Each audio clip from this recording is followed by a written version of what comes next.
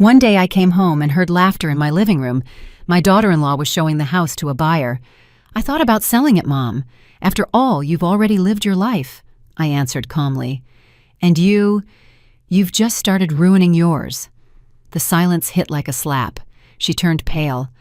I will never forget the sound of that laughter. It was Tuesday afternoon when I returned from my doctor's appointment. I had barely closed the door when I heard it. Unfamiliar laughter bouncing off the walls that I myself had built 35 years ago. Laughter that did not belong to me in a house that did. I left my purse in the entryway.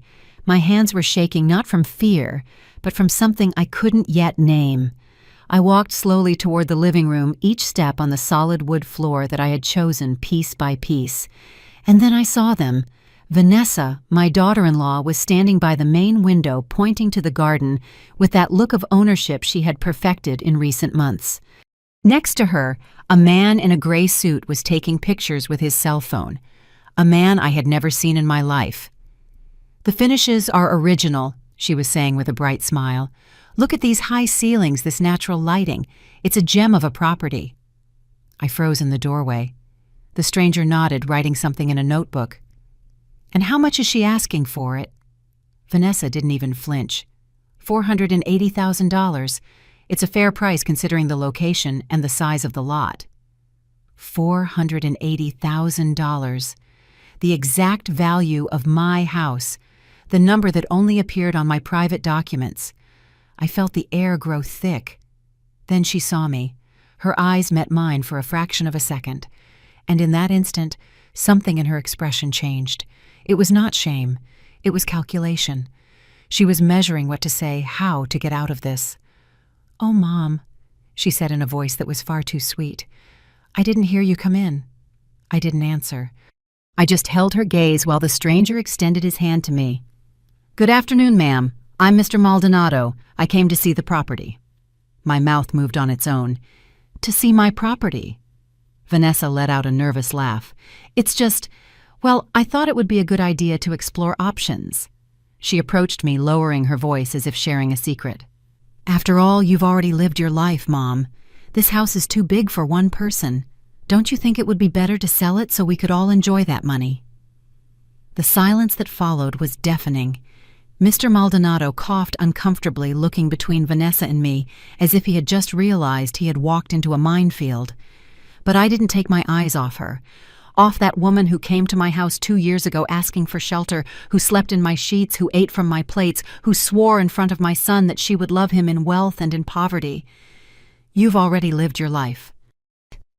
Those 5 words circled my head like angry bees. I took a deep breath. I felt the blood rise to my cheeks, not from shame, but from something more primitive, more ancient, something that had slept in me for too long. When I spoke, my voice came out calm, too calm. "And you?" I paused, letting each word fall like a stone in still water.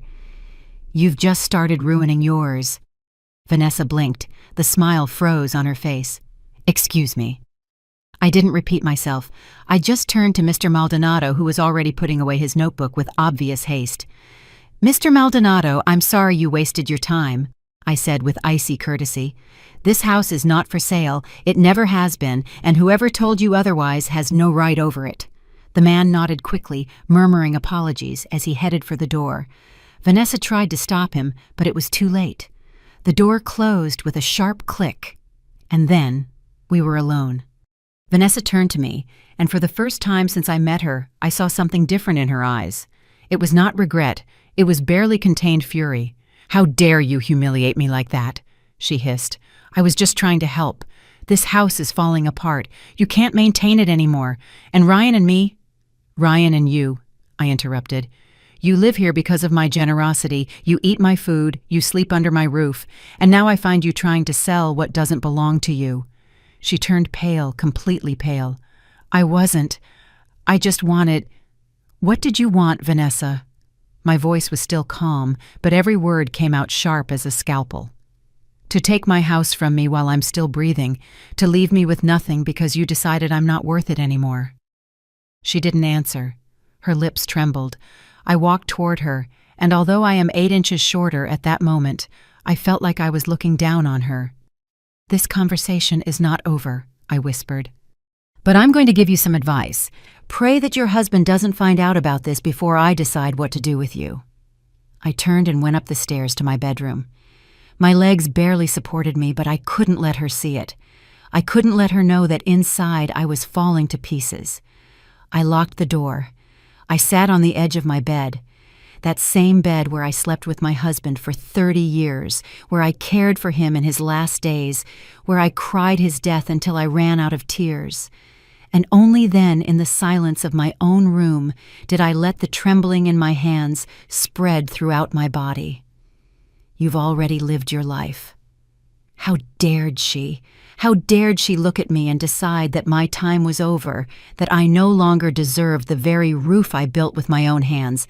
I clenched my fists on my lap because that was the problem. Vanessa didn't know who I was. She didn't know that this house was not just walls and windows. It was my work, my design, my sacrifice.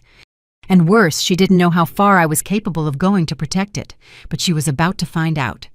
Downstairs I heard hurried footsteps, a door opening, Ryan's voice asking what had happened, Vanessa's shrill voice inventing her version of events. I got up and walked to the window. From there I could see the garden I planted with my own hands, the lemon tree I planted when Ryan was born, the iron bench where my husband and I drank coffee every morning. This was not just my house, it was my entire life, and no one, absolutely no one, was going to take it from me. If this story is touching your heart and you want to know how it ends, subscribe to the channel so you don't miss a single chapter. Because what's coming, nobody expected. I pressed my forehead against the cold glass of the window. Vanessa had just made the biggest mistake of her life. She just didn't know it yet. That night, I didn't go down for dinner. I heard the soft knocks on my door, the voice of Ryan, my son, asking if I was okay, saying we needed to talk. But I didn't answer, because if I opened that door, if I saw his face, I might say things I couldn't take back. Instead, I sat in the armchair by the window, watching the garden shadows as night swallowed the colors of the day. And there in that silence, I did something I hadn't done in years. I remembered. I remembered the woman I used to be. My name is Elisa Miller. I am 68 years old, but there was a time when 68 seemed like a distant eternity. There was a time when I was unstoppable. I closed my eyes and saw myself at 33, with my black hair pulled back in a ponytail, my hands stained with ink and plaster, bent over a drafting table, in a tiny office that barely had windows. It was 1990. I had just graduated as an architect in a world that still looked strangely at women with hard hats and blueprints under their arms. My husband David worked as an accountant at a medium-sized company. Ryan was barely 3 years old and ran barefoot through our rented house, a 2-bedroom apartment in Queens, where the upstairs neighbors made so much noise it sounded like they were moving furniture at midnight. "Elisa," David would tell me while we drank instant coffee in the early morning, "one day we're going to have our own house, one that you design, one that's just ours." I would smile, nod, but inside I thought, not one day, soon. Because I was not one to wait. For 5 years, I worked 3 jobs simultaneously. I designed houses by day for a firm where they paid me half what my male colleagues earned. In the afternoons, I taught technical drawing at a high school. And at night, after putting Ryan to bed, I would lock myself at the dining room table and design freelance projects for small construction companies that needed cheap, fast plans. David never asked me to stop. He never told me, "That's enough," or "Get some rest." He took care of Ryan when I had deadlines. He made me tea when my eyes could no longer focus on the numbers. He massaged my shoulders when the weight of worries bent my back. "You are the strongest woman I know," he would whisper in my ear. And I believed him, because I had to. In 1995, after 5 years of sleeping no more than 4 hours a night, of saving every dollar that came into the house, of turning down outings and parties and vacations, we finally did it. We bought the land. It wasn't big, just 4,000 square feet in a quiet suburb, in an area that was almost rural back then. But it was ours. I remember the day I stepped on that piece of land for the first time. It still smelled of recent rain. There was tall grass and rocks everywhere. David took my hand and asked me, "What do you see?" I smiled, closed my eyes, and saw everything. I saw the walls rising. I saw the windows letting in the morning light. I saw a garden where Ryan could play. I saw a big kitchen where we would cook Sunday meals. I saw a library where we would keep the books we loved. I saw a home. "I see our life," I told him. And then I got to work. I designed every inch of this house, every angle, every window. I chose the orientation to take advantage of the morning sun in the bedrooms. I calculated the height of the ceiling so the heat wouldn't concentrate in the summer. I designed deep closets, spacious pantries, bathrooms with natural ventilation. But I didn't just design, I also built. Yes, myself. Because we didn't have money to hire all the labor. So I learned. I learned to mix cement, to lay bricks, to level floors. I learned to use the trowel, the sander, the hammer. My hands, which before had only known pencils and rulers, became covered in calluses and scars. David worked with me every weekend. Ryan played among the sandbags building his own castles while we raised the walls of ours. It took us 3 years. 3 years of literal blood, sweat, and tears. 3 years of nights where I fell asleep with aching hands. 3 years of getting up before dawn to check that everything was moving forward. But in 1998, we finally moved in. I remember how I felt the first night I slept in this house. Lying on the floor of the master bedroom because we didn't have a new bed yet, looking at the ceiling I myself had planned, feeling the walls I myself had helped raise. I cried. I cried so much that David got scared. "What's wrong?" he asked, holding me.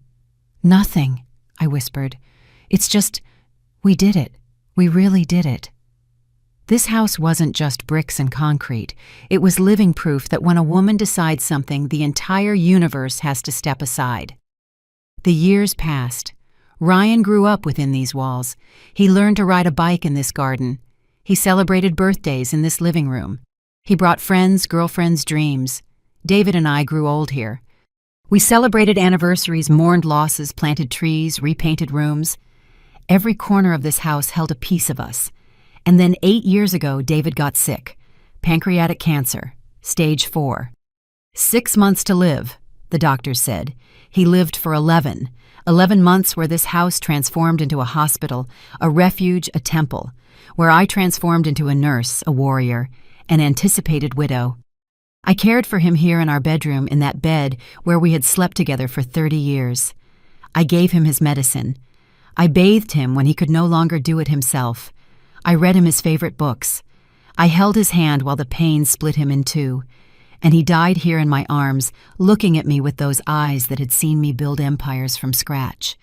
His last words were, "Take care of her. She is yours too." He wasn't talking about me. He was talking about the house. Because he knew. He knew this house was more than a place. It was my legacy, my masterpiece. My proof that Elisa Miller had existed and had left her mark on this world. After his death, Ryan wanted me to move in with him. "Mom, this house is too big for you alone," he'd say. "Come live with us." But I refused.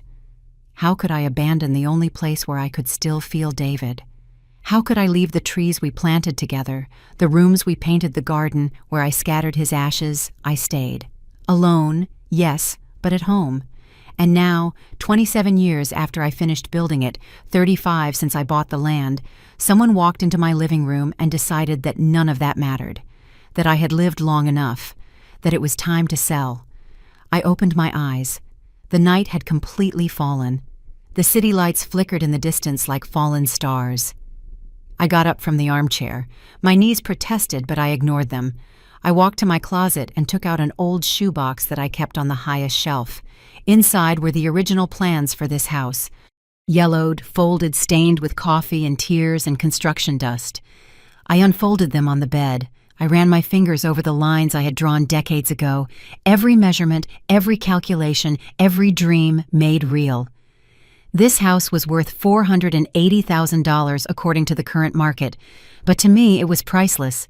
And if Vanessa thought she could snatch it from me with fake smiles and unknown buyers, she was very mistaken. Because I was Elisa Miller, the woman who built her own castle. And castles do not surrender without a battle. I folded the plans carefully, put them back in their box, and then I did something I hadn't done since David's funeral. I knelt by the bed and prayed. I didn't pray for patience. I didn't pray for forgiveness. I prayed for strength, because I was going to need it. The next morning I went down to breakfast as if nothing had happened. Vanessa was in the kitchen making coffee. When she saw me enter, she visibly tensed. Her hand stopped over the coffee maker. "Good morning," I said in a neutral, almost friendly voice. She blinked, confused. "Good morning, Mom." I said nothing more. I simply took out my favorite mug, the blue ceramic one David gave me on our 10th anniversary, and waited my turn to pour my coffee. The silence in the kitchen was so thick you could cut it with a knife. Ryan came in minutes later with that face of a man who slept badly and woke up worse. My son, my only son. 43 years old, a civil engineer, his hair already thinning at the crown, and those wrinkles around his eyes that made him look older than he was. He looked at me as if expecting an explosion, but I just smiled. "Did you sleep well, son?" His bewilderment was obvious. Yes, Mom. And you?" "Like always." I took a sip of my coffee. "I'm going out for a few hours. I have some things to take care of." Vanessa and Ryan exchanged quick glances. She seemed relieved. He cautious. I didn't give them time to ask anything else. I took my keys, my purse, and left the house without looking back. But I didn't go to take care of things. I went to remember. I drove to a small cafe downtown one I used to go to with David when we needed to escape the noise of the world. I sat at a table by the window, ordered an Americano, and let my mind travel back. 2 years. It had only been 2 years since Ryan arrived with Vanessa. It was an October afternoon. I was pruning the roses in the garden when I heard the doorbell. I opened the door, and there was my son with a suitcase in each hand and an unknown woman by his side. "Mom," he said with that nervous smile he used when he knew he was about to ask me for something big. "This is Vanessa, my girlfriend." Girlfriend, not even fiancée, just girlfriend. Vanessa was 32 then, Ryan 41, 9 years difference. Long black hair, perfectly straight, impeccable blood-red nails. Tight clothes that screamed brand names without actually being them. And that smile, God, that smile looked like it was practiced in front of a mirror. "A pleasure to meet you, Mrs. Miller," she said in a soft, almost childish voice. "Ryan has told me so much about you." I shook her hand. Cold, too cold for a warm day. "The pleasure is mine." I looked at my son. "Are you coming in or just visiting?" Ryan cleared his throat. "Actually, Mom, we need a favor." "Of course you do." It turned out that Ryan had lost his job 3 months ago. A restructuring at the company, they said. Last one in, first one out. And Vanessa, as he told me, worked in sales, but was between jobs. Between jobs. What an elegant way to say unemployed. "We need to stay here for a while," Ryan said without looking me in the eyes, "just until I find something new. A couple of months max." A couple of months. I should have said no. I should have asked why they didn't seek help from her family. I should have set clear rules, boundaries, specific dates. But I looked at my son, this man I had raised, and I saw something in his eyes that scared me. Desperation. "All right," I said. "You can stay." Vanessa smiled. A victorious smile she tried to disguise as gratitude. "Thank you, Mom. You don't know how much this means to us." "Mom."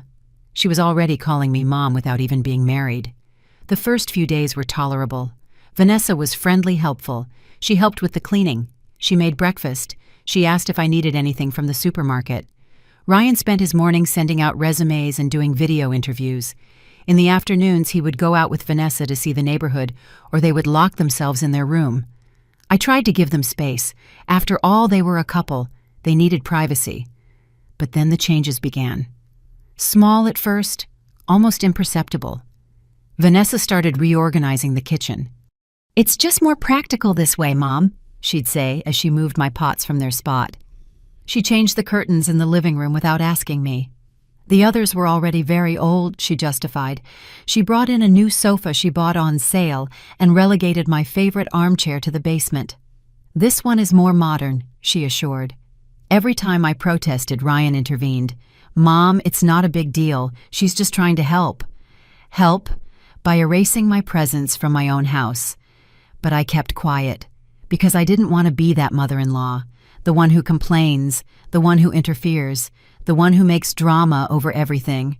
So I swallowed my discomfort and smiled.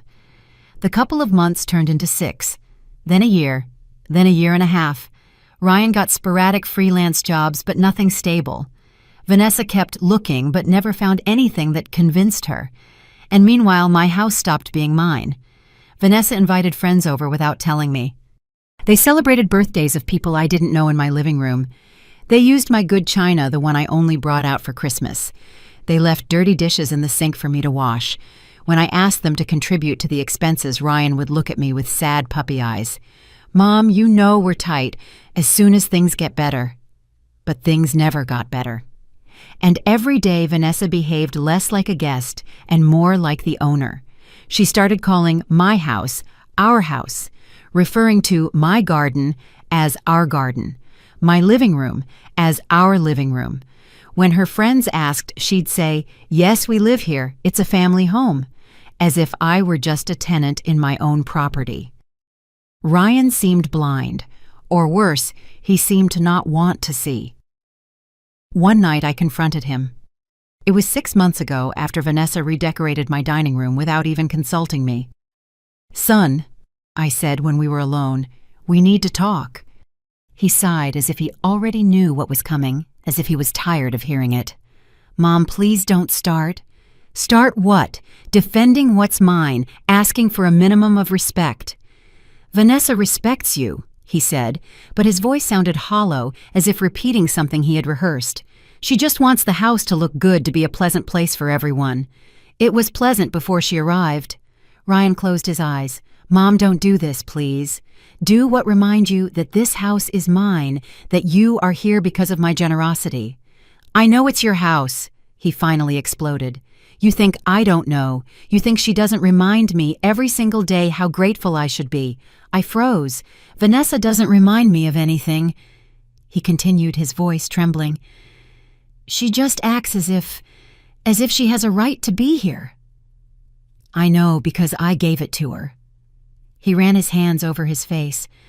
"Mom, I love her, and I need you to make an effort to get along with her." I love her. Those 3 words explained everything. My son was so in love, so blinded, that he couldn't see what I saw with crystal clarity. Vanessa didn't love this house. She didn't love him either. She loved the security, the comfort, the free roof. But I couldn't tell him that, because when you tell a man that the woman he loves is just using him, he doesn't listen to you. He just hates you. So I swallowed the words. I nodded, and I let him believe he had won. But that night, lying in my bed, I knew something had broken between my son and me, something we might never be able to repair. And 3 months later, there I was sitting in a cafe downtown, drinking a cold Americano, while remembering how I had gotten to this point, how I had allowed a stranger to enter my life and dismantle it piece by piece, how I had lost my son without even realizing the exact moment it happened. I paid the bill. I left the cafe. And as I walked to my car, I made a decision. I wasn't going to get my son back by arguing with him.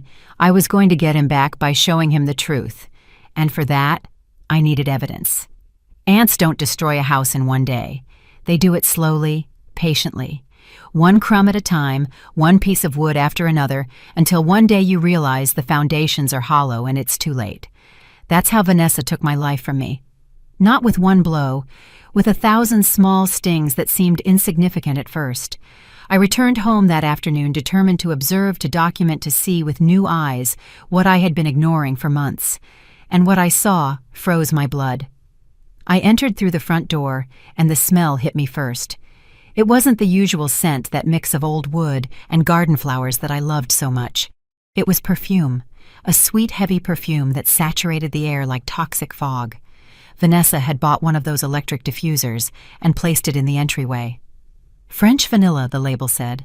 I hated vanilla. I walked to the kitchen. There she was, cooking something on the stove. When she saw me enter, her smile was instant. Too instant. "Mom, good you're here. I made chicken and green salsa for lunch." My stomach growled. I hadn't eaten anything since the morning coffee. "That's nice," I said, approaching the stove. But then I saw the plates on the counter. 2 plates, only 2, served generously with fluffy white rice, fresh salad, hot tortillas in a basket. "And for me?" I asked in a casual voice. Vanessa didn't even seem uncomfortable. "Oh, I didn't know what time you'd be back, Mom, but there's more in the pot. Can you serve yourself?" "Can you serve yourself?" As if I were a guest arriving late to dinner. I went to the stove. The pot was almost empty. Only 1 small piece of chicken was left swimming in a thin sauce. No rice, no salad. The leftovers. She was giving me the leftovers in my own house. I didn't say anything. I served what was left on a plate, took a hard tortilla from the package on top of the refrigerator, not from the basket with the hot ones, and sat at the breakfast nook.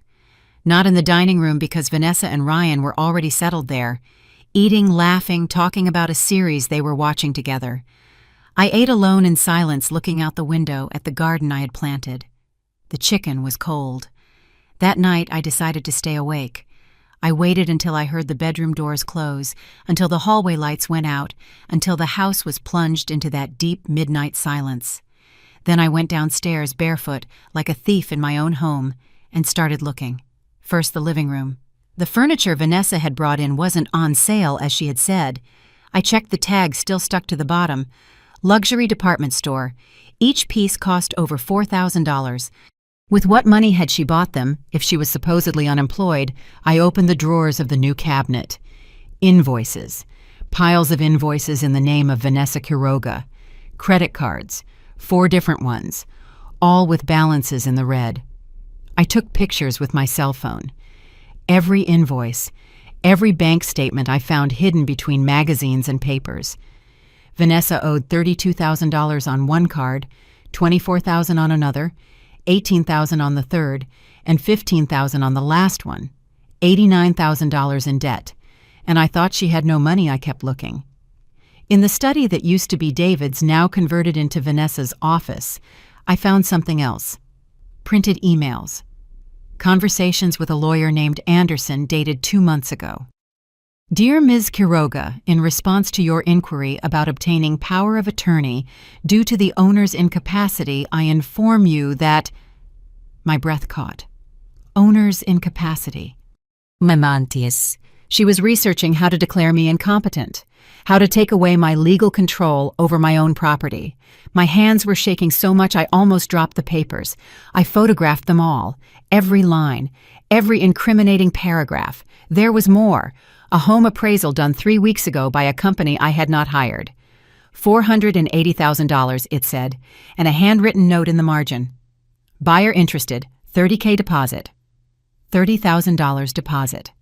She had already sold my house, or at least she had already received money on account for a sale I had not authorized. I went back upstairs on trembling legs.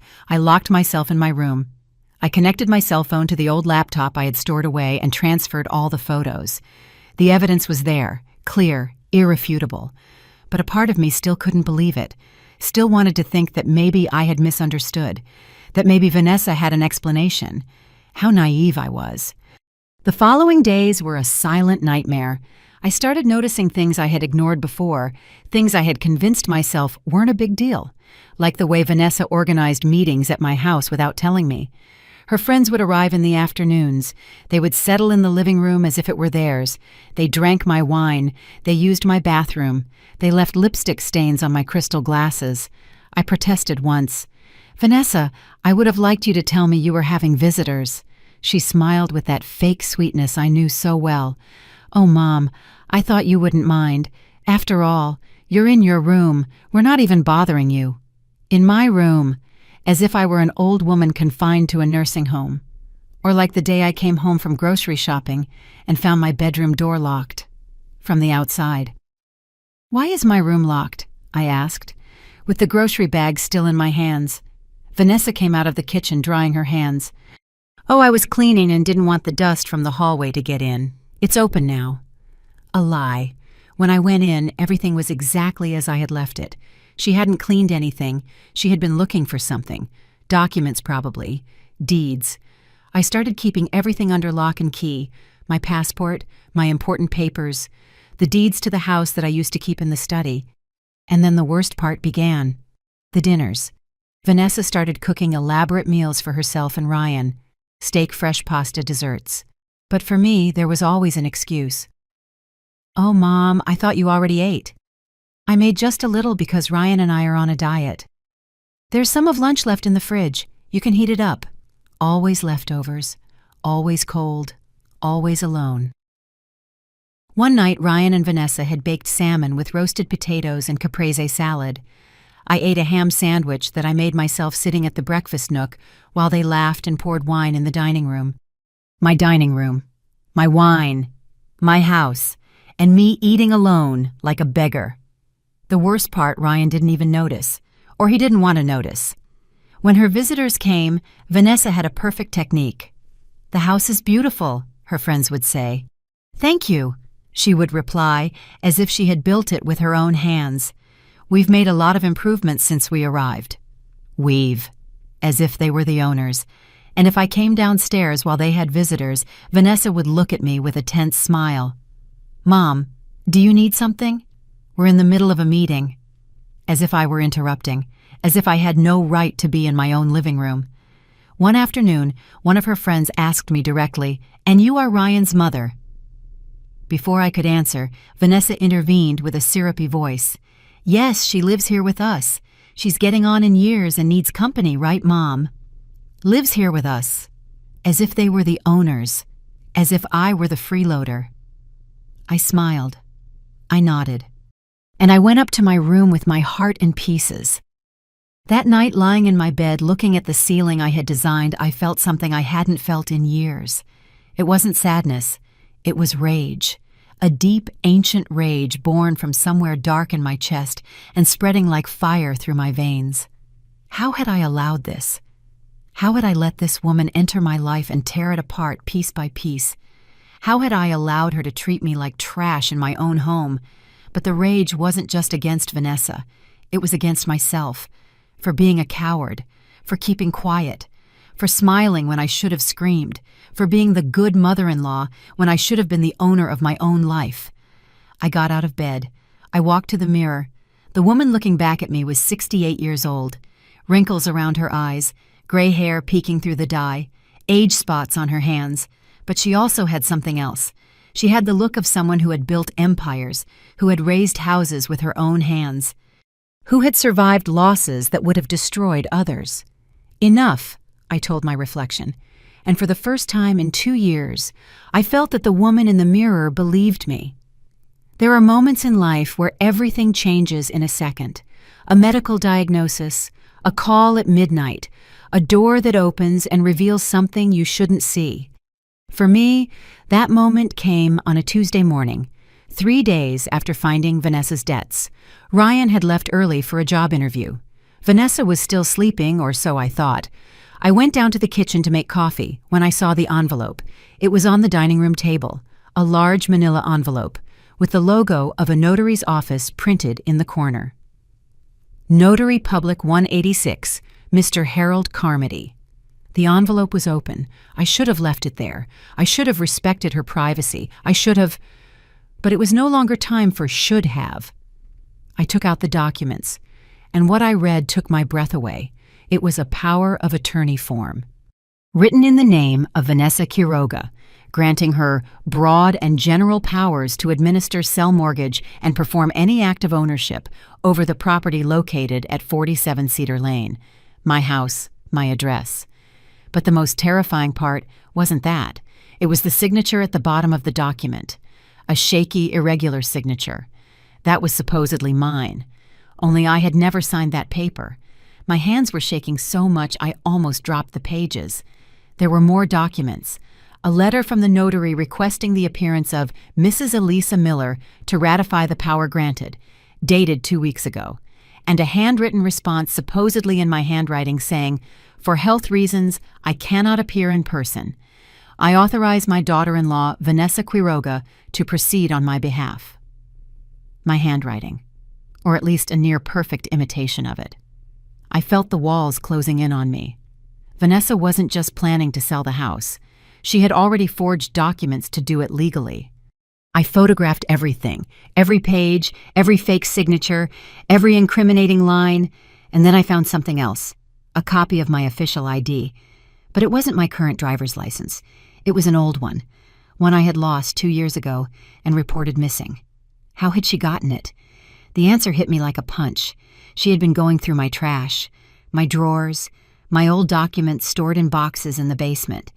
She had been planning this for months. The sound of footsteps upstairs paralyzed me. I quickly put everything back in the envelope and left it exactly as I had found it. I went upstairs trying to walk normally, although my heart was beating so hard I thought it would burst out of my chest. I needed help. Real help. That same afternoon, without telling anyone, I drove to Richard Shaw's office. Richard had been my partner on 3 architectural projects 20 years ago. He was an architect, but also a lawyer specializing in real estate. A man of almost 70 with completely white hair and sharp blue eyes that missed no detail. When his secretary showed me and Richard stood up immediately with a huge smile. "Elisa, how many years has it been?" He hugged me with that genuine affection that only old friends can give. "To what do I owe the honor?" I sat down across from his desk, and then, unable to hold it in any longer, I broke. I cried. I cried like I hadn't cried since David's funeral. I cried for the humiliation, for the betrayal, for the rage I had held in for months. Richard let me cry. He said nothing. He just passed me a box of tissues and waited. When I could finally speak, I told him everything, every detail, every humiliation, every document I had found. I showed him the photographs on my cell phone. His expression changed with each image, from concern to disbelief, from disbelief to contained fury. "This is document forgery," he finally said in a grave voice. "It's fraud, attempted theft. She could go to jail for this." "I know," I whispered. "Does Ryan know any of this?" I shook my head. "I don't think so. He's blinded. He thinks she loves him." Richard leaned back in his chair, looking at me with those eyes that had seen too much in his career. "Elisa, you need to act fast. If she's already contacting notaries, if she already has forged documents, she is closer than you think to achieving her goal." "What do I do?" "First, we are going to that notary's office. We are going to talk to Mr. Carmody and make it clear that you have never granted any power of attorney. That will invalidate any process she tries to start. And after that, he paused. After that, you need to decide how far you want to take this, because this isn't fixed with a conversation. This is a legal battle, and your son is going to be caught in the middle." Those words hit my stomach like stones. My son. My only son. "I need to think," I said. "Think fast. Every day that passes, she has more time to complete her plan." I left his office with my head spinning. But before I went home, I did one more thing. I drove to the notary's office number 186. It was a small building in a downtown office park. 2nd floor, gold plaque on the door. Mr. Harold Carmody, Notary Public. I took a deep breath and went in. The receptionist greeted me with a professional smile. "Good afternoon. How can I help you?" "I need to speak with Mr. Carmody. It's urgent." "Do you have an appointment?" "No, but it's about a power of attorney that I supposedly granted and have never signed." The smile vanished. "One moment, please." She disappeared into an inner office. Minutes later, a man in his 50s came out. Impeccable suit, serious expression. "Mrs. Miller, please come in." He led me to his office. He closed the door. "Tell me what's wrong." I explained everything. I showed him the photographs. I showed him my current ID. His face grew paler and paler. "Ma'am," he said finally, "I have never processed any power of attorney in your name. I have never received documents from you." I froze. "What? Is the logo on that envelope from my office?" "Yes, but those documents are forgeries. Someone created them using my letterhead, my seal, my signature. All of it fake." The world stopped. "Are you sure?" "Completely. And this is extremely serious. Not only are they trying to steal your property, they are involving my notary office in a fraud." He stood up, pacing. "I need to file a formal complaint, and so do you." "A complaint?" "With the district attorney. This is a federal crime, Mrs. Miller. Forgery of public documents, use of false official seals, attempted fraud. The person responsible for this could face between 4 and 12 years in prison." I felt dizzy. 12 years. Vanessa could go to prison for 12 years. And Ryan? God, Ryan would be destroyed. "I need time," I whispered, "to talk to my son first." And the notary looked at me with compassion. "I understand, but don't take too long. These criminals don't usually stop at the first attempt. If this plan fails, they will try another, and another, until they succeed." I left there on trembling legs. I sat in my car for I don't know how long, unable to start it, unable to move. Vanessa wasn't just an opportunist. She wasn't just a freeloader. She was a criminal, a professional delinquent who had chosen my family as her next victim. And my son slept next to that woman every night with no idea who she really was. I started the car. I drove back home on autopilot. When I arrived, it was already dark. The lights in the living room were on. I could hear the television. I entered quietly. Vanessa and Ryan were on the sofa watching a movie, sharing a blanket, eating popcorn. A perfect picture of a happy couple. Vanessa saw me and smiled. That smile that I now recognized for what it was, a mask. "Mom, want some popcorn I made extra?" My voice came out surprisingly calm. "No, thank you. I'm going up to rest." "Sleep well," Ryan said without looking away from the screen. I went up the stairs slowly. I locked myself in my room. And there alone, I picked up my cell phone and dialed Richard's number. "Richard," I said when he answered, "I need you to do something else. I need you to investigate Vanessa Quiroga. Everything about her, where she comes from, what she's done before, if she has a record." "You suspect this isn't her first time?" "I suspect my son and I are just her latest victims." There was a pause on the other end. "I'll do it. I have a contact who can help us. But Elisa, be prepared for what we might find." "I'm already prepared," I lied, because in reality, I had no idea what I was about to discover, or how deep the abyss was that Vanessa had dragged my family into. 3 days later, Richard called me. "Elisa, I need you to come to my office, now." His voice sounded tense, almost urgent. "Did you find something?" "Not over the phone. Come now." He hung up before I could answer. I told Vanessa I was going to the doctor. She barely looked up from her cell phone. "Have a good time, Mom." The drive to Richard's office felt eternal.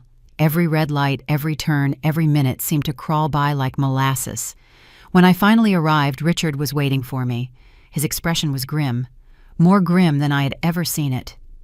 "Sit down," he said, closing his office door. On his desk was a thick manila folder full to bursting. "My contact is a private investigator," Richard began.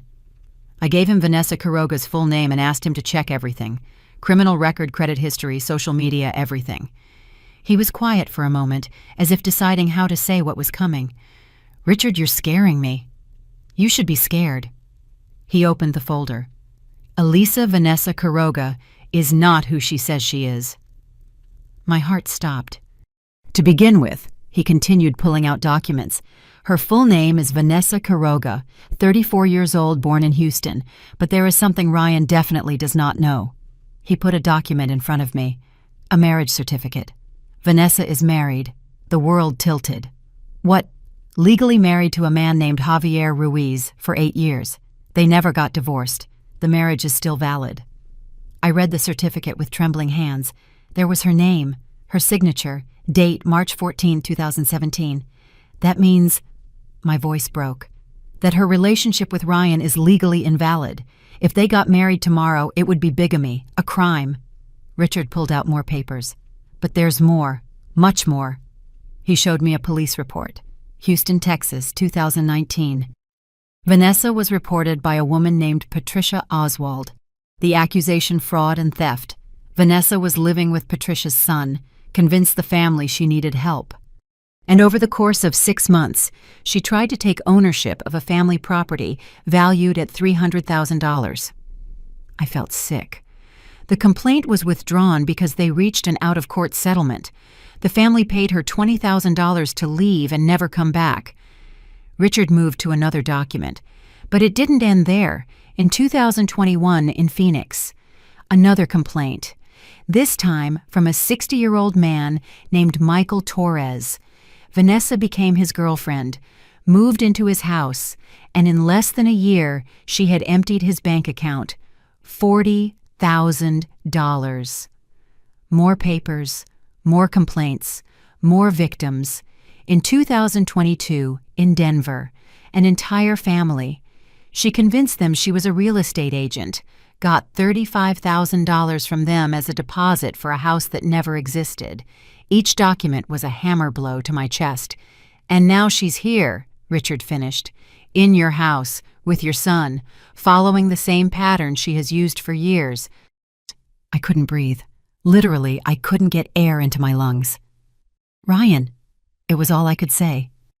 Ryan is with a professional con artist, a predator who chooses vulnerable victims and bleeds them dry. Richard leaned forward. Elisa, this woman is dangerous. She's not just trying to steal your house. This is what she does. It's her way of life. And the husband, Javier Ruiz. We tracked him down. He lives in Houston, works as a mechanic. When my investigator spoke with him, he told us Vanessa disappeared 3 years ago without a word. She took money jewelry documents. He looked for her for months but eventually gave up. He never filed for divorce because, in his words, why waste money on lawyers for someone I hope I never see again? He put a photograph on the desk. A man in his 40s, tan and mechanic's overalls, standing in front of a workshop. He is willing to testify if necessary, to confirm that their marriage is still valid. I leaned back in the chair, feeling like my whole body weighed tons. I need to tell Ryan. Elisa, think carefully. When you tell your son this, his world is going to collapse. You need to be prepared for that. And what am I supposed to do? Let that woman keep manipulating him? Let her finish ruining him? No, but you need a plan, because when Vanessa finds out you've discovered her, she could get dangerous. She already is. Richard nodded. That's why we must act intelligently, with strategy. He closed the folder. I'm going to prepare all the legal documentation. We are going to file a formal complaint. Forgery, fraud, attempted theft. But in the meantime, you need to stay calm at home. Don't let her suspect. I don't know if I can. You have to, because if she gets scared, if she thinks she's cornered, we don't know what she's capable of. I left that office with the folder under my arm, feeling like I was carrying not paper, but liquid lead. I drove home in a daze. My mind replayed the images of all those complaints, all those victims, all those destroyed families, and now it was us. When I arrived, the house was silent, too silent. I went upstairs, and that's when I heard it. Voices, coming from Ryan and Vanessa's room, arguing. I approached without making a sound. The door was slightly open. You can't keep doing this, Ryan, Vanessa said in a frustrated voice. Your mom is suffocating us. Don't start, please. Don't start. We live in her house. We eat her food. Everything is hers. Until when? Are we going to depend on her for the rest of our lives? I'm looking for work, Vanessa. I just had an interview last week. And in the meantime, what? We just stay here like two freeloaders, like we're teenagers living with Mommy. There was a silence. What do you want me to do? Ryan's voice sounded tired, defeated. I want you to be a man, Ryan. I want you to set boundaries. Tell her that this house can be ours if she deeds it to us. It's going to be yours anyway when when she's gone. He didn't say it, but there it was. I'm not asking her for that, Ryan replied. Then we're never going to have anything of our own. We're never going to be independent. A pause. Sometimes I think you love your mom more than you love me. Don't say that. It's the truth. You always defend her. You always take her side. What about us, Ryan? What about our future? I couldn't listen anymore. I backed away silently. I went into my room. I locked the door. I sat on the edge of the bed. The folder was still in my hands, and then something inside me finally broke. It wasn't a dramatic break, it was silent, like the sound of a branch snapping under too much weight. For 2 years I had put up with it. I had kept quiet. I had been understanding. I had allowed them to treat me like a burden in my own home because I didn't want to be the difficult mother-in-law, because I didn't want to lose my son. But I had already lost him. I had lost him the day he chose to believe her instead of me. I had lost him the day he saw me eat alone at the breakfast nook and said nothing. I had lost him the day he let her call me Mom with that condescending tone and he just smiled. I opened the folder again. I looked at all those complaints, all those victims, and I made a decision. I was not going to be one more victim. I was not going to end up like those people. Stripped, humiliated, destroyed. If Vanessa wanted a war, she was going to get a war. But it was going to be on my terms, in my battlefield, and she had no idea who she had messed with. Because I was Elisa Miller, the woman who built a house with her own hands, the woman who survived the death of her husband, the woman who raised her son alone. And women like me don't give up. We rise. That night I didn't go down to dinner. I stayed in my room planning. Every move, every step, every play, because Vanessa was about to discover something that none of her other victims had taught her, that old lionesses are the most dangerous. The next morning, I went down to breakfast with a smile it took me 20 minutes to practice in front of the mirror, but I needed it to be perfect, believable. Vanessa looked up from her cell phone when I entered the kitchen. Her eyes scanned me with suspicion. "Good morning," I said in a cheerful voice, too cheerful for someone who had spent the night without sleeping. "Good morning, Mom." Her reply was cautious. I poured myself coffee. I sat at the table and then I dropped the bomb I had prepared. "I've been thinking," I said, stirring my sugar slowly, "about what you said the other day, about the house." Vanessa tensed immediately. "I didn't mean to offend you, Mom." "You didn't offend me." I took a sip of coffee. "You were right. This house is too big for me alone. And you two have been here for 2 years. Maybe it's time to make some changes." Vanessa's eyes lit up like a shark smelling blood. "Changes? I'm old, Vanessa, tired. At my age, maintaining a property this size is exhausting." I sighed dramatically. Maybe it would be good to consider selling or doing something different with it. I could see the wheels turning in her head, the calculations, the possibilities. "Well," she said, trying to sound casual, "if you need help with that, Ryan and I can support you. Look at options, talk to agents." "Yes, maybe." I left my cup on the table. "But I don't want to rush. I need to think it through." I stood up, leaving her with the doubt, with the hook set but not fully bitten. Perfect. That same afternoon, while Vanessa was out with her friends and Ryan was at another interview, I made my real move. I called Richard. "I need you to investigate something else," I told him. "I want to know exactly how much money Vanessa has spent in the last 2 years. Every big purchase, every payment, everything." "Why?" "Because if she's in debt for almost $90,000, that money came from somewhere, and I want to know where." Richard was silent. "You think she's stealing from you?" "I think I need to know." 2 days later, I had my answer. Richard came to my house on a Thursday afternoon when he knew I'd be alone. He brought another folder. This one was thinner but just as devastating. We found movements on Vanessa's credit cards that correspond with specific dates, he said, showing me statements. "Look at these purchases. Furniture for $4, $200 clothes for $2, $300 a TV, for $5, $500 jewelry, for $1, $800. Everything she's brought into this house," I murmured. "Exactly, but here's the interesting part." He pointed to specific dates. "These payments were made 1 or 2 days after you made cash withdrawals from your account." I froze. "How do you know when I make withdrawals?" "Because my investigator spoke with your bank manager. Since it's a matter of possible fraud, he agreed to review your history. And we found a pattern." He showed me a list. Dates of withdrawals from my account and dates of Vanessa's purchases. Almost always 1 or 2 days apart. "Elisa, where do you keep your cash?" My blood ran cold. "In a safe box. In my closet. Does Vanessa know where it is? I don't think so. It's hidden behind some boxes. Richard looked at me with those eyes I already knew. The ones that said, "You're in more trouble than you think. Check it. Now." We went up to my room together.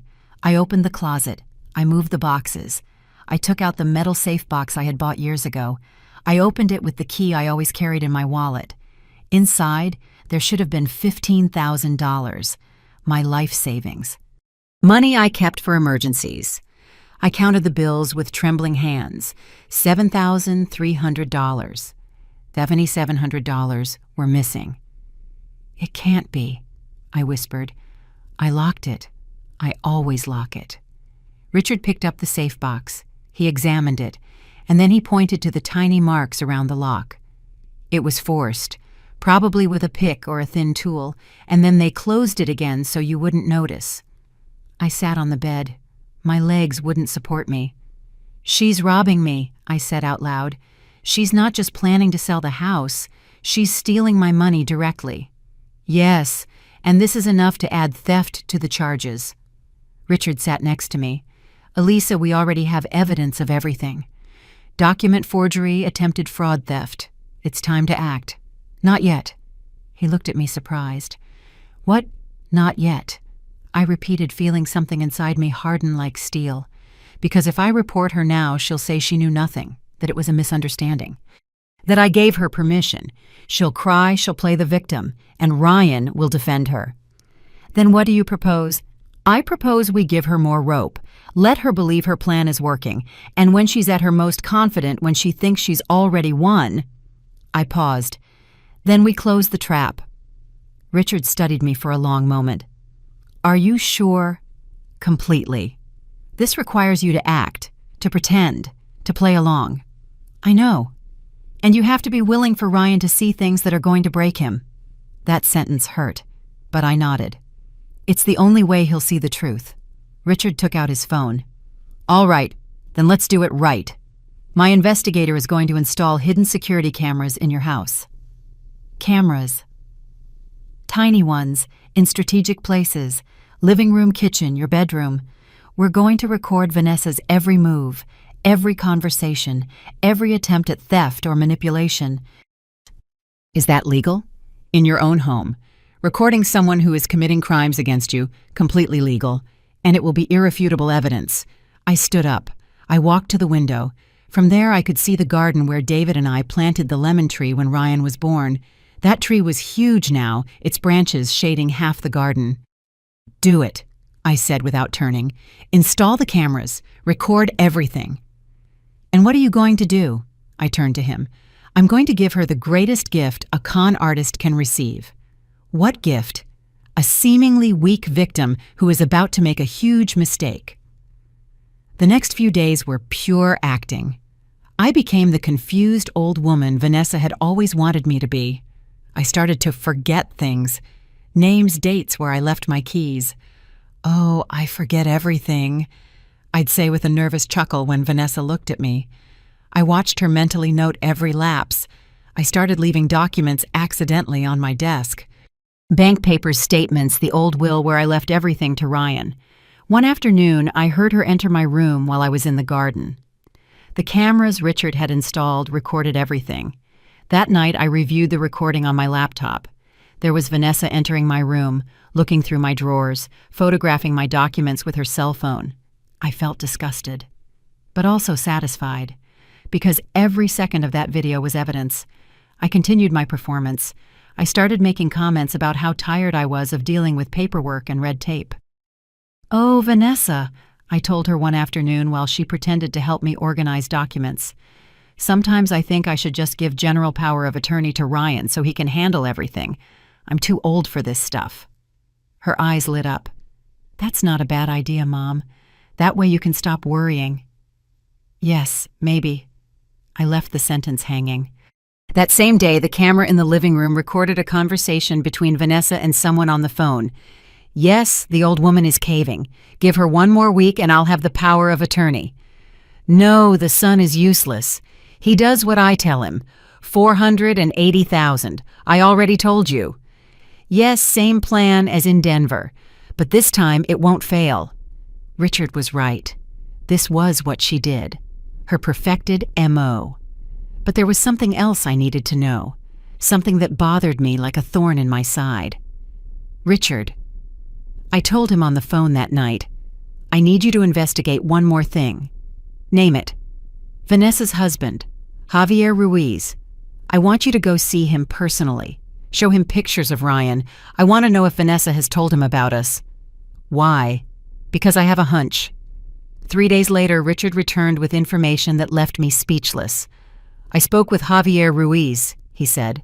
I showed him pictures of Ryan. And you know what he told me? I shook my head. That Vanessa contacted him 2 months ago. She asked to borrow money, $5,000. She told him she had an investment opportunity. Did he give it to her? No. But he told me something more interesting. Vanessa made fun of Ryan. She told him verbatim that she had found a fool with his own house and an old woman who's on her last legs. That in a few months she'd have enough money to disappear again. I felt as if I had been punched in the stomach. Not for me. I already knew who Vanessa was.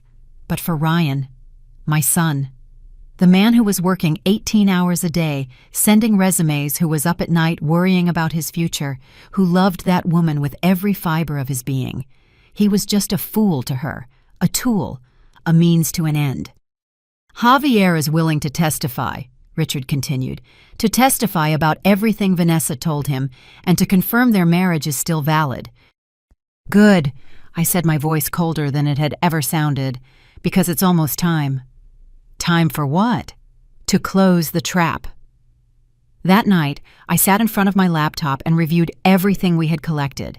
Videos of Vanessa stealing from me, videos of her phone conversations planning the fraud, forged documents, evidence of her valid marriage, testimonies from previous victims, statements from the notary, bank statements.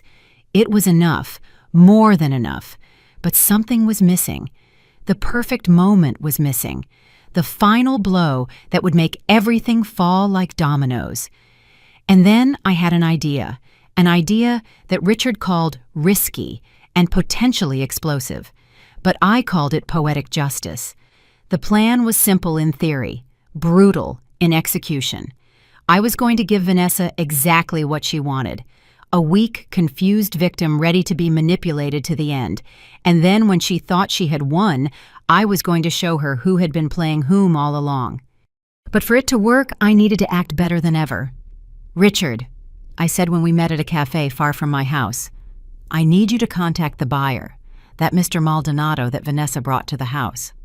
Why? To tell him that the owner is interested in selling, that he should contact Vanessa directly to coordinate a second visit. Richard frowned. You're going to give her more ammunition? I'm going to give her all the rope in the world, and when she is completely tangled in it, I'm going to pull. He understood immediately. A slow smile spread across his face. You're more cunning than I remembered, Elisa. Life taught me to be. Mr. Maldonado contacted Vanessa 2 days later. I heard the whole conversation from my room thanks to the hidden cameras. Ms. Quiroga, Mr. Shaw contacted me. He told me the owner is ready to move forward with the sale. Vanessa's voice was practically singing with excitement. Yes, that's right. My mother-in-law finally understood that it's for the best. Perfect. Could we coordinate a second visit? This time I'd like to bring my architect to check the structures. Of course. How about next Friday in the afternoon when my mother-in-law is more rested? Code for when she's more confused. Excellent. See you Friday at 4. When Vanessa hung up, I heard her scream with excitement. Then she dialed another number. Babe, it worked. The buyer wants to see the house again. No, your mom completely agrees. I'm telling you she's caving. I just need you to convince her too. Okay, talk nicely to her. Tell her it's for our own good. My son. My own son being used as the final tool of manipulation. That night, Ryan came into my room. He knocked softly before entering. Mom, can I talk to you? Of course, son. I closed the book I was pretending to read. Sit down. He sat on the edge of my bed with that slumped posture he had when something was bothering him. Vanessa told me you're considering selling the house. Ah, yes, I sighed dramatically. I'm tired, Ryan. This house is too much for me, and you two need to start your lives. Mom, you don't have to do this for us. But I want to. I took his hand. It was cold. You're my only son. I want to see you happy, established, and if selling this house gives you and Vanessa the chance to start fresh. I saw the conflict in his eyes. Part of him knew this was wrong. But another part, the part that loved Vanessa, the part that wanted to believe her, was winning the battle. Are you sure, Mom? Completely. A lie. Just promise me something. Anything. That you'll take care of the money, that you won't waste it, that you'll build something good with it. Ryan hugged me. I promise, Mom. I promise we'll do this right. When he left my room, I had to bite my lip until it bled to keep from crying. Because my son, my good, naive son, had no idea he was being the final piece of the fraud. The next few days were pure theater. I started acting as if I were in the early stages of dementia. I got confused in conversations, forgot names, repeated questions. One afternoon, while Vanessa and I were alone in the kitchen, I dropped the perfect bomb. Vanessa, I said with a shaky voice, I need you to help me with something. Of course, Mom, tell me. It's just, there's so much paperwork, so many things to sign. The bank called me yesterday and I didn't understand anything they said. I put my hand to my head. Sometimes I feel like my head just doesn't work like it used to. Vanessa approached with that false compassion she had perfected. Don't worry, Mom. That's what Ryan and I are here for, to help you.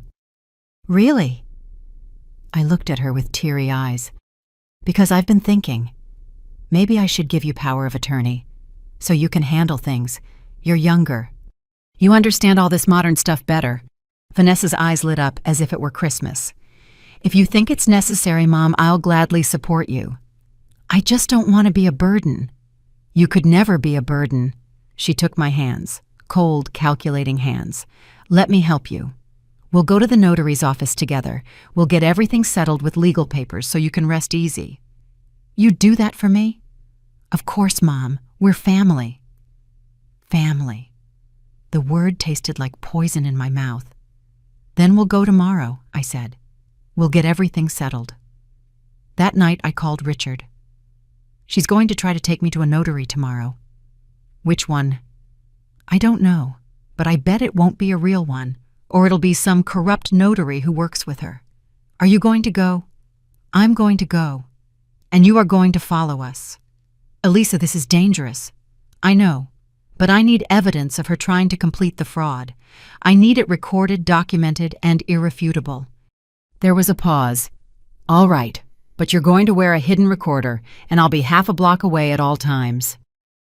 The next morning, Vanessa was radiant. Mom, so good you're awake. I already made an appointment at the notary's office for 11. So quickly. It's just that the notary is very in demand. We were lucky he had an opening. Of course, because he probably wasn't a real notary. I got dressed, slowly acting out every movement as if it were difficult. Richard had given me a small device that looked like a decorative brooch, but was actually a camera and audio recorder. Do I look okay? I asked Vanessa, pointing to the brooch on my blouse. You look beautiful, Mom. She had no idea she was recording her own conviction. We got into Vanessa's car, a red compact she had bought on sale months ago. She drove with that smile of a cat that just caught a mouse. You'll see, Mom. After today, everything will be easier. You won't have to worry about anything anymore. Thank you, dear. I used that word intentionally. I don't know what I'd do without you. The notary's office was in a neighborhood I didn't recognize, an old building with peeling paint, nothing like the professional notary offices I knew. We went up to the second floor. The plaque on the door said, Mr. Alan Burns Notary Public 243. We entered a small, poorly lit office with that musty smell of places that aren't maintained. A man in his 50s, paunchy in a cheap suit, greeted us with an oily smile. Mrs. Miller, what a pleasure. Come in, come in. He pointed to a chair in front of his desk. Vanessa sat next to me, taking my arm as if I were a child who needed guidance. Well, The supposed notary began. I understand you wish to grant a general power of attorney to Ms. Quiroga. That's right, I said in a weak voice. I'm just so tired. I need help. Perfect. I have the document ready right here. When he pulled out some papers, I just need you to read it and sign. He passed me the document. I began to read it slowly, squinting as if I was having trouble. It was exactly what I expected. A sweeping power of attorney that gave Vanessa total control over all my assets, to sell, mortgage, dispose, everything. Is it ready already? I asked in a confused voice. But we just got here. Ms. Quiroga sent me all the information in advance, the fake notary explained to speed up the process. You know, at your age, it's better not to tire you with so much running around. At my age, very considerate, I murmured. Vanessa squeezed my arm. Sign here, Mom, and here, and here. I picked up the pen. I moved it toward the paper, and then I stopped. You know what? I said, putting the pen down on the desk. I think I'd better think about this a little more. The atmosphere in the office changed immediately. Excuse me, Vanessa said in a tense voice. It's a very big decision. Maybe I should discuss it with Ryan first. But you already spoke with Ryan, Mom. He agrees. Oh, when did I talk to him? I feigned confusion. I don't remember. Last night, Mom. Did you already forget? Her voice was starting to sound irritated. The fake notary intervened. Mrs. Miller, I recommend you sign today. These procedures are complicated to reschedule. But I'm just not sure. I put my hands to my head. My head is all confused today. Maybe another day. No, Vanessa almost shouted. She composed herself immediately. I mean, Mom, we're already here. The notary did us the favor of seeing us. Just take the pen and sign. It's for your own good. For my good. I looked her directly in the eyes, and for the first time in weeks I let her see something real in my gaze, something hard, something dangerous. Or for yours. She turned pale. The fake notary tried to intervene again, but I was already on my feet. You know what, I think I'd better go. I don't feel well. Mom, wait. I said I'm leaving. My voice came out firmer than it had sounded in weeks. I walked to the door. Vanessa followed me, trying to stop me, but I was already in the hallway. I went down the stairs as fast as I could. I heard Vanessa behind me calling my name, but I didn't stop. I went out to the street, and there was Richard waiting for me in his car half a block away, exactly as we had planned. I got in quickly. Drive. He obeyed without asking questions. I looked in the side mirror. Vanessa had come out to the street looking for me, her cell phone in her hand, with that expression of poorly disguised panic. Did you record everything? Richard asked. I touched the brooch on my blouse. Every word. Then it's almost time. Yes, I said, feeling my heart beat strong but steady. It's almost time for Vanessa to meet the real Elisa Miller. 3 days passed. 3 days in which Vanessa tried to get close as if nothing had happened. 3 days of forced smiles and questions disguised as concern. Mom, are you feeling okay? You seemed very upset at the notary's office that day. I'm perfectly fine, I would reply in a neutral voice. I gave her no explanations.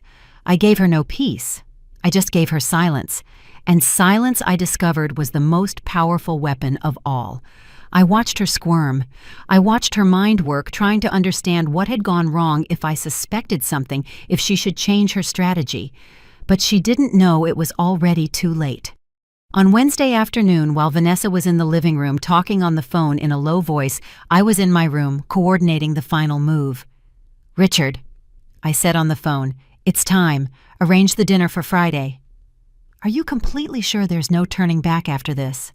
I've never been more sure of anything in my life. All right, I'll contact everyone involved. Did Javier Ruiz confirm? He confirmed. He's coming from Houston. And Mr. Maldonado? Also confirmed, although he's still confused about why you're inviting him. He'll understand on Friday. And Ryan, have you told him? That question hurt. No, he's going to find out along with everyone else. I need him to see everything at the same time. It's the only way. There was a pause. It's going to hurt, Elisa. I know, but the pain of a truth is better than the comfort of a lie. On Thursday night during dinner, I dropped the final bait. "Vanessa, Ryan," I said, as we ate in silence, "I want to host a family dinner on Friday." They both looked at me surprised. "A dinner?" Ryan asked. "Yes, I've been thinking a lot these past few days, and I think it's time to resolve some things, to talk about the future with clarity." I looked at both of them. "I want us to invite some important people to make decisions together, as a family." Vanessa immediately got her smile back. "That sounds perfect, Mom. Who do you want to invite?" "My lawyer, Richard Shaw, Mr. Maldonado, that buyer you brought, the notary who will advise us on the paperwork." I paused. "And some other people who I think should be present." "Other people?" "Yes, I've already contacted them. Everyone confirmed." Ryan frowned. "Mom, who else?" "It's a surprise," I smiled. "But I promise you everything will be very clear on Friday." Vanessa tried to hide her unease, but I saw it, that shadow of doubt crossing her face. "Sounds good," she finally said. "Excellent. Dinner will be at 7. Dress well. It's going to be a memorable night." She had no idea how memorable it would be. Friday dawned with a clear sky, ironic considering the storm that was about to break. I spent the morning cooking. I made dishes that David loved, the ones I prepared for special occasions. Vanessa watched me from the kitchen doorway with a confused expression. "Do you need help, Mom?" "No, thank you. I want to do it myself today." "But it's a lot of work." "I like to cook. It reminds me of better times." At 5 in the afternoon, I began to set the dining room.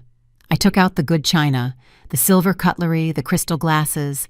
The table looked beautiful, elegant, dignified, like a stage for what was to come. At 6, I took a long bath. I put on a navy blue dress I hadn't worn since David's funeral. I did my makeup carefully. I styled my hair in an elegant bun.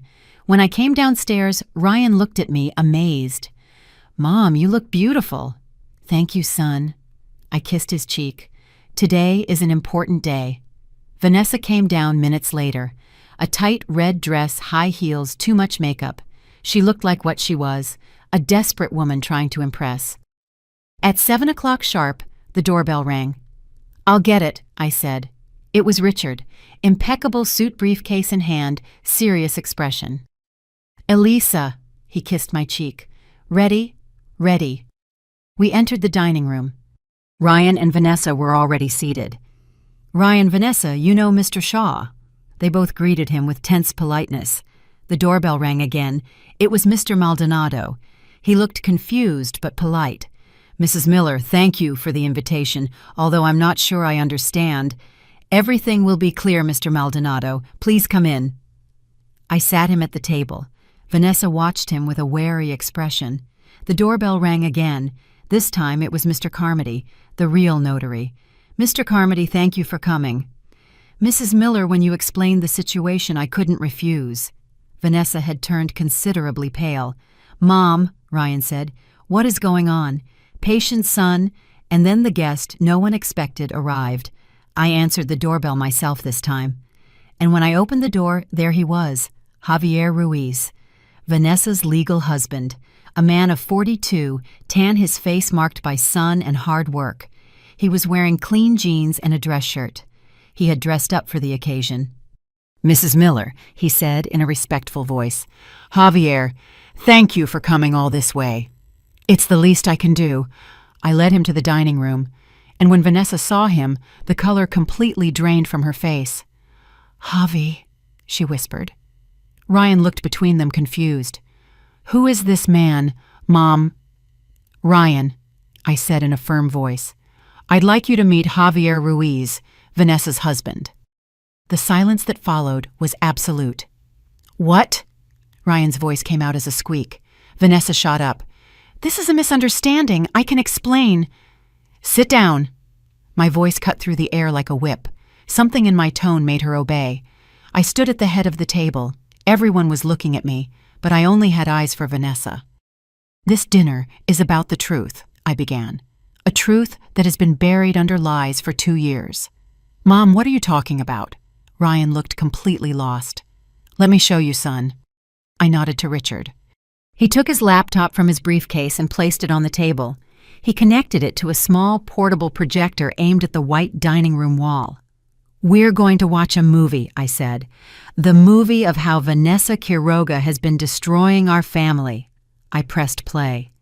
The first image that appeared was a marriage certificate, Vanessa and Javier's, date March 14, 2017. "Vanessa is legally married," I said. "She never got divorced. Your relationship with her Ryan is legally invalid. You are the lover, not the partner." Ryan stared at the screen as if he had been hit in the head. The next image, bank statements, Vanessa's debts, $89,000. This is why she is here, not for love, for money. Then the recorded phone conversations, Vanessa's voice saying, "The old woman is caving," and "Same plan as in Denver."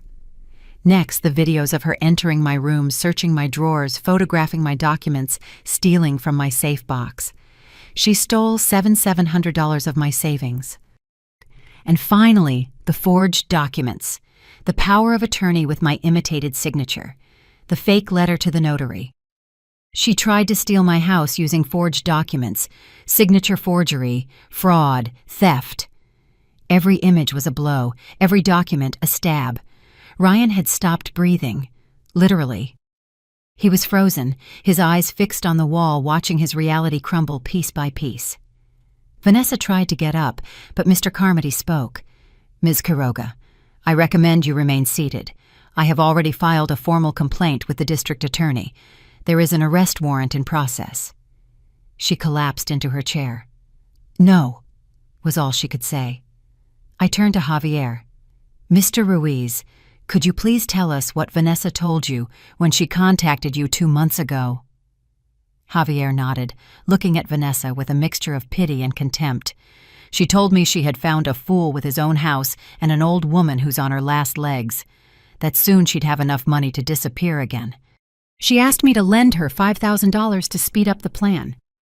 Ryan made a sound, something between a sob and a choked scream. "Ryan!" Vanessa reached out to him, but he recoiled as if her touch burned. "Don't touch me." His voice was shaking. "No, don't you dare touch me." I turned to Mr. Maldonado, who was watching everything with wide eyes. "Mr. Maldonado, you were contacted by this woman to buy a property she has no right to sell. The $30,000 you gave as a deposit were stolen. Richard will help you recover it and file your own complaint." The engineer nodded mechanically, still in shock. Finally, I turned to Vanessa. She was crying, tears streaming down her perfect makeup, creating black streaks on her cheeks. "Please," she begged, I can explain everything." "There is nothing to explain." My voice was ice. "You are a professional con artist, a criminal who has destroyed entire families, and you thought I would be your next victim." "Mom, please." "Do not call me Mom." Every word was poisoned. "You are not family. You never were. You are a predator who saw weakness and attacked, but you made one mistake." "What?" "You assumed that because I am 68 years old I was finished, that I was weak, helpless, that you could manipulate me and destroy me without consequences." I smiled, but there was no warmth in it. "You were wrong, because I built this house with my own hands. I survived things that would have broken you into 1,000 pieces, and I was not going to let a low-life criminal take everything I fought for." I straightened up. "Richard, call the authorities." "No." Vanessa stood up abruptly. "Ryan, say something. Defend me."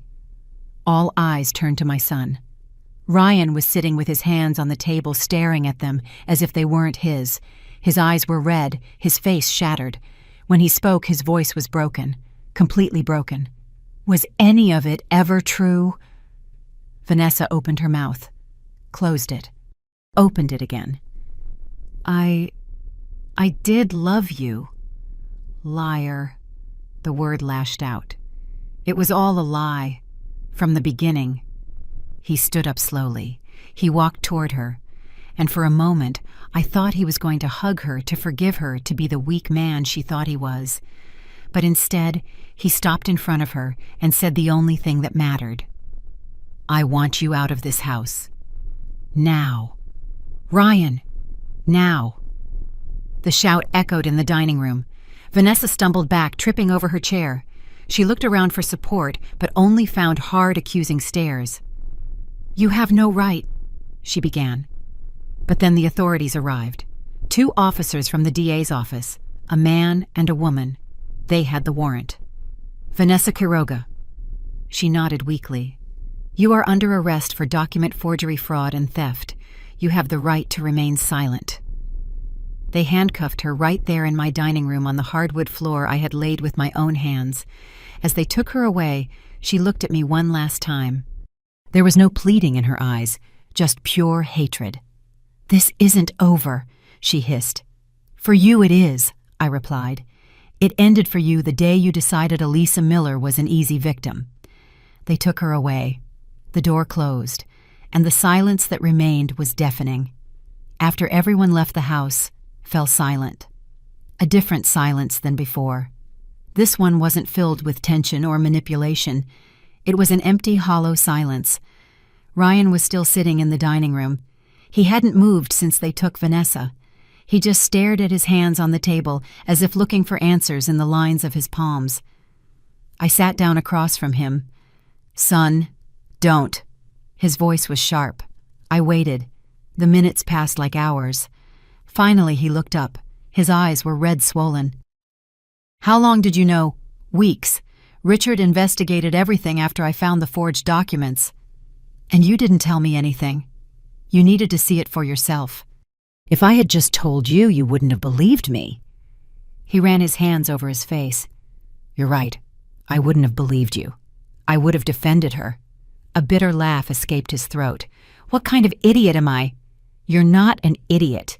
You were manipulated by a professional." "I lived with her for 2 years, Mom. I slept next to her. I told her I loved her." His voice broke. "How did I not see anything?" "Because love blinds us, and she was very good at what she did." Ryan shook his head. "I treated you badly. I let her treat you badly. I saw you eat alone and said nothing. I saw how she disrespected you and—" His voice broke. "How can you even look at me?" I stood up. I walked around the table. I knelt by his chair and took his face in my hands. "Because you are my son, and children make mistakes, but they also learn from them. I don't deserve your forgiveness. It's not something you deserve. It's something I give, because I love you." I wiped a tear from his cheek. "But I need you to understand something, Ryan. This can never happen again. I need you to learn to value what you have, to respect the person who has given you everything." He nodded, crying like I hadn't seen him cry since he was a child. "I'm sorry, Mom. I'm so sorry." "I know, son. I know." I hugged him. And in that hug, I felt everything. The pain, the betrayal, the forgiveness, the hope. "I'm going to make it up to you," he said against my shoulder. "I don't know how, but I will." "I know how." I pulled away from him. "You're going to move out." He froze. "What?" I took an envelope from my pocket. I had prepared it days ago. "Years ago, I bought a small apartment, an investment. It's in a good neighborhood, 2 bedrooms, well located. The deed is here." I put the envelope in front of him. "It's yours, but with conditions." "Mom, I can't accept this." "Condition 1. You are going to live alone. You are going to learn who you are without depending on anyone. Not me, and not any woman." He swallowed. He nodded. "Condition 2. You are going to work. I don't care what it is, but you are going to support yourself with your own effort." "I will." Condition 3. Every Sunday you come here for dinner, and we are going to rebuild what was broken, as mother and son, as a real family." His eyes filled with tears again. "Why are you doing this after everything?" "Because you are my son, and I believe in second chances." I stood up. "But this is your only chance, Ryan. There won't be a third." He took the envelope with trembling hands. He opened it. He saw the deed. "Thank you, Mom. I swear I won't let you down. More importantly, don't let yourself down."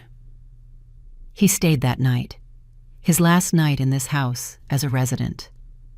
The next morning he packed his things. It wasn't much.